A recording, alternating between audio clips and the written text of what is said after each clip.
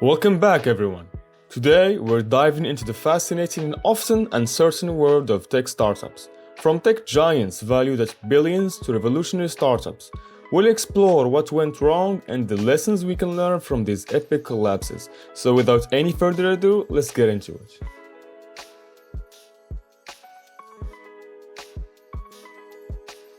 First, we've got Argo AI. Argo AI was a self-driving car startup focused on developing autonomous vehicle technology. It was founded in November 2016 by Brian Salisky, previously the director of hardware development at Google's self-driving car project, now Waymo, and Peter Render, an engineering lead at Uber's Advanced Technology Group. In 2017, the company received significant backing from Ford Motor Company with the investment of $1 billion over 5 years. And in 2020, VW Group also invested a total of $2.6 billion for a total investment of $3.6 billion. And at its peak, the company was valued at $12.4 billion. The goal was to create a fully autonomous driving system that could be integrated into vehicles produced by major automakers like Ford and Volkswagen. Unfortunately, Argo AI ceased operations in 2022. Its failure was primarily due to the high cost of developing autonomous technology and the inability to secure additional funding. Both Ford and Volkswagen decided to focus on their own in-house autonomous driving projects instead, using Argo AI's salvage technology, leading to a shutdown and disbandment. Next, we've got Katerra. Katerra was a construction tech startup that aimed to revolutionize the building industry with prefabricated components. It was founded in January of 2015 by Michael Marks, former CEO of Flex and interim CEO of Tesla, along with Fritz Wolf, the executive chairman of the Wolf Company, which is a real estate investment firm. The goal of Katerra was to streamline the construction process and reduce costs by integrating technology into every aspect of building development, design, and construction. As a way of reducing costs, it built factories just for the sole purpose of manufacturing entire building parts, such as walls, floors, and roofs, which would then be transported to construction sites for assembly. The company used CLT, cross-laminated timber, as a building material, touting its superiority over traditional ones. When it comes to funding, SoftBank was a major investor with a total of $2 billion, and at its peak, the company was valued at nearly $6 billion.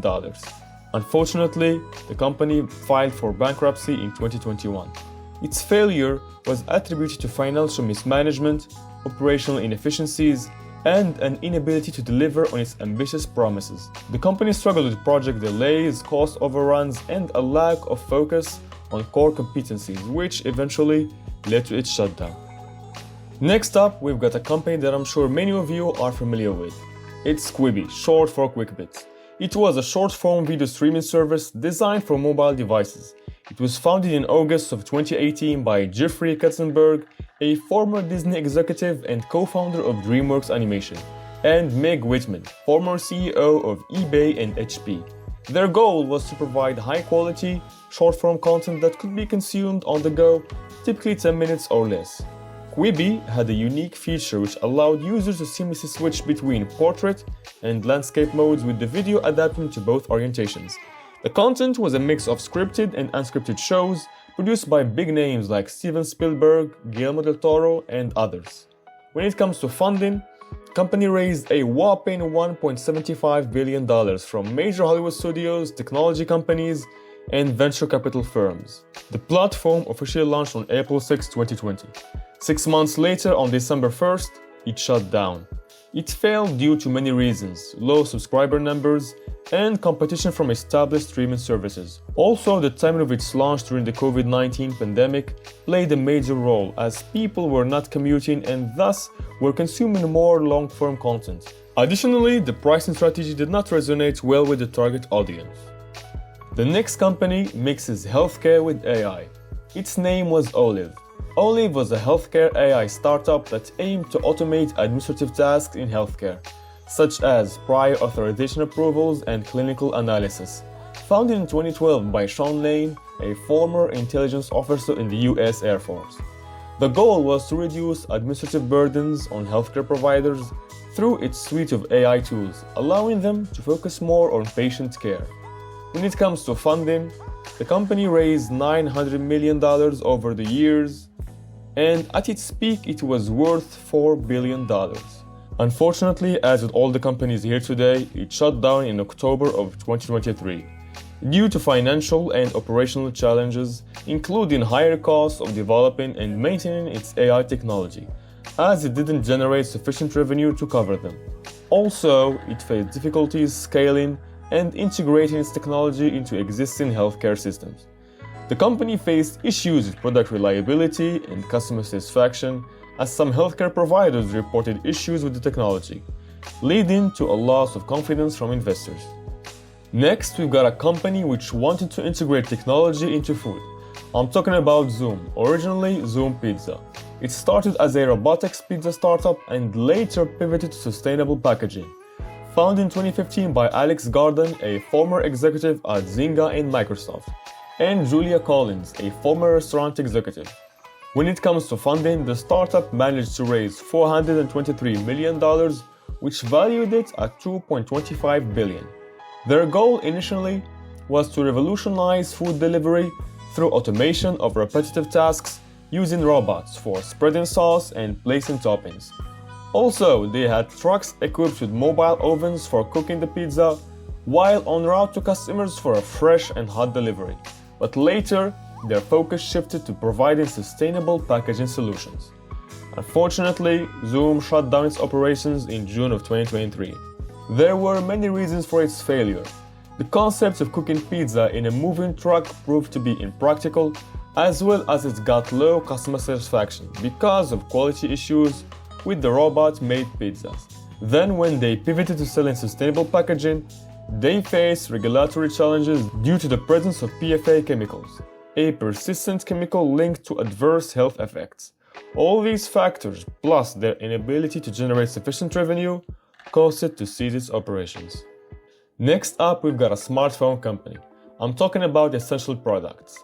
It was a smartphone startup founded in November of 2015 by Android co-creator Andy Rubin, along with Matt Hershenson, Director of Hardware for Android at Google. The company managed to raise a total of $330 million in funding over several rounds and was valued at an impressive $1 billion shortly after its launch. Their goal was to create high-quality, innovative smartphones and smart home devices that offer a seamless user experience and integrated well with other devices. Their first release was their flagship smartphone called the Essential Phone, which was praised for its fit and finish, but the software left much to be desired. In the end, Essential Products shut down in early 2020. This was due to poor sales, market competition, and an inability to gain significant market share against tech giants like Google, Samsung, and Apple. The Essential Phone, while innovative, failed to attract a large customer base and faced issues with production and distribution. Also, the phone's high price at the time of $699 didn't help either. Next, Brandless. Brandless was an e-commerce startup that sold generic household products. Founded in 2016 by Ido Leffler and Tina Sharkey. The company managed to raise $240 million and at its peak was valued at $500 million. The goal of this e-commerce website was to offer high-quality products with clear, simple labeling and no hidden ingredients at lower prices by eliminating brand premiums. The products are also eco-friendly and sustainable. They sold a wide range of products including food, beauty, personal care, and household items. Unfortunately, in February of 2020, Brandless ceased operations. The company's business model was unsustainable due to high operational costs, low margins, and difficulties in scaling. On top of that, the company struggled to differentiate itself in a crowded market and faced challenges with customer acquisition and retention. In summer of 2020, the company was relaunched after Clark Capital Partners and Econify bought its assets. The next company was pretty promising. I'm talking about Fast. Fast was a one-click checkout startup founded in 2019 by Dom Holland, who has a strong background in software development, and Alison Allen, previously head of global product operations for money products at Uber. The company raised $124 million from various investors and at its peak was valued at $580 million. Their goal was to simplify online shopping. They sought to do this by allowing users to complete any purchase from any website which integrated fast checkout button in one click. Users only needed to register with Fast, entering their payment and shipping information once. So the next time they want to purchase, they just had to click instead of having to re-enter the information again. And according to Fast, the user data was encrypted and stored securely. And to incentivize merchants to adopt its product, Fast promised increased conversion rates thanks to the streamlined checkout process. Fortunately, in April of 2020, Fast announced its shutdown. This was due to unsustainable business practices, as it had spent significant amounts on marketing and expansion without generating sufficient revenue. On top of that, the company faced challenges with user adoption and competition from established payment solutions, such as PayPal and Amazon. Next, we've got ScaleFactor. It was an accounting software startup founded in 2014 by Katerra, previously the Chief Financial Officer of K&S Communications Consultants. The company managed to raise $100 million in funding from various prominent investors, and at its peak, it was valued at $360 million.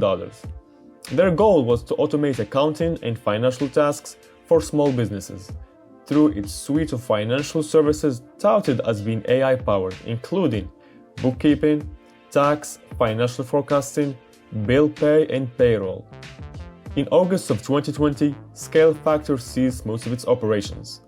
For starters, much of the work was done manually by human accountants instead of using AI as it was marketed, which led to issues with product reliability, customer satisfaction, and allegations of misleading investors. In the end, high operational costs, the inability to deliver its promises made it challenging for ScaleFactor to maintain its business model.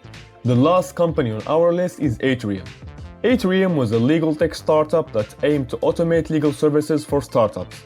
Founded in 2017 by Justin Kane, a well-known entrepreneur and investor who previously co-founded Twitch, and Oji Reiko, a seasoned attorney with extensive experience in corporate law. For funding, the company was able to raise $75.5 million and was valued at $267 million. The goal was to revolutionize the legal industry by combining software tools with legal services in order to streamline and optimize legal processes for startups. It operated on a subscription-based model, offering legal services and access to its proprietary software for a monthly fee. It included features like document management and optimized legal workflows. In March of 2020, the company failed and shut down. Despite its innovative approach, it ultimately struggled to deliver better efficiency than traditional law firms, and had difficulty gaining traction with its software among third-party lawyers who were resistant to adopting new technology. Even though these startups had ambitious goals and substantial funding, unfortunately they all failed, and their failures have many common themes: financial mismanagement, operational inefficiencies, high development costs, and market competition. Many of them struggled to scale their innovative ideas, faced challenges with customer acquisition and retention, and couldn't generate sufficient revenue to sustain their operations. Additionally, external factors like the COVID-19 pandemic also played a significant role in their downfall. Thanks for watching, hope you enjoyed the video. If yes, please don't forget to like, subscribe, and see you next time.